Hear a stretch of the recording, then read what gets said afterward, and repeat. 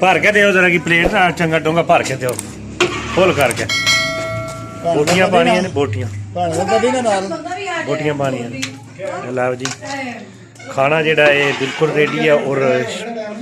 सब तो पीछे मैं रह गया सा तो हूँ लगे खान रोटी तको ना बोटियां कैसियां डाल रहा है अरफान भाई क्या बात है बस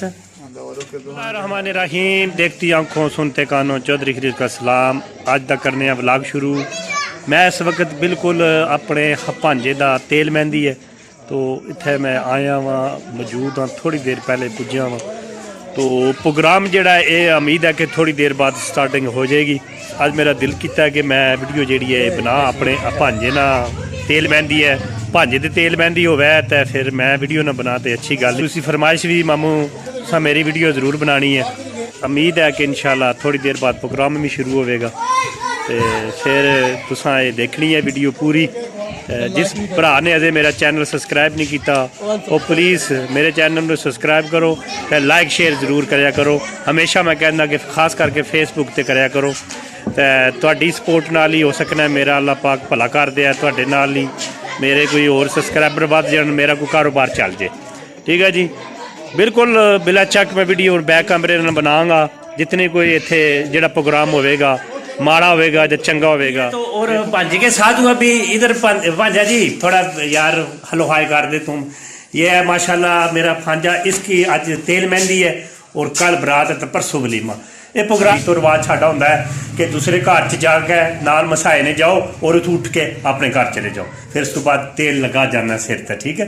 ये भांजा जी हलो हाय करो इन्होंने माशाल्लाह अपना चैनल भी रखे पर अज नहीं इस अपने चैनल की मशहूरी करवानी नहीं तो पुरवकार चैनल को सब्सक्राइब करना यार सही है बिल्कुल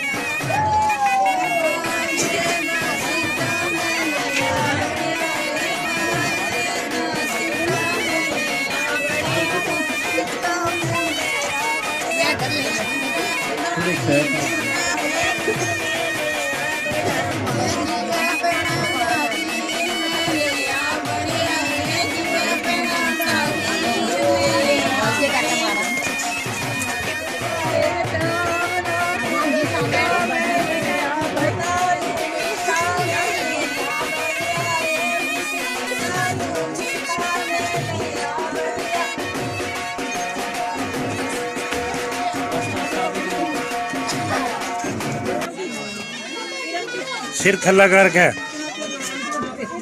मैं वहाँ पीछे सिर थल्ला कराऊँ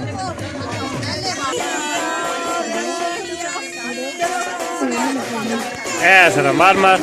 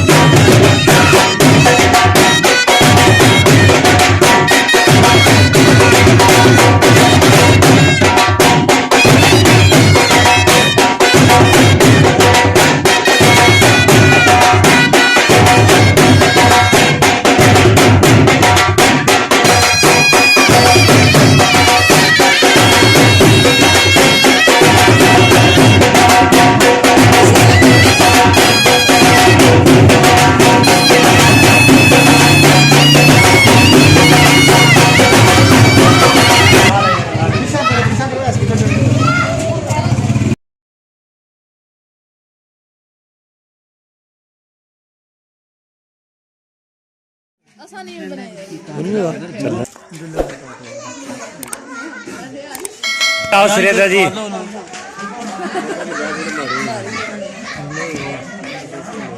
लाओ लाओ ऐसा